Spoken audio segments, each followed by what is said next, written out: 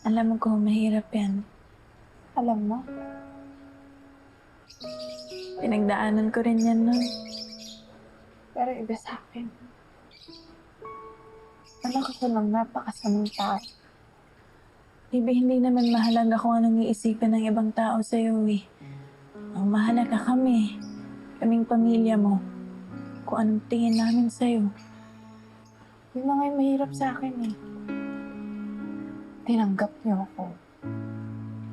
Mas lalo akong nagigil. Kasi alam kong naging parte ako ng pagkasira ng pamilya ng mami. Tingin mo ba mararamdaman ko na deserve ko? Nakapiling niyo ako ngayon? Baby, napatawad ka na namin.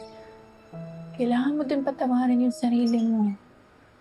Sana nga ganun kadali yun. Excuse me.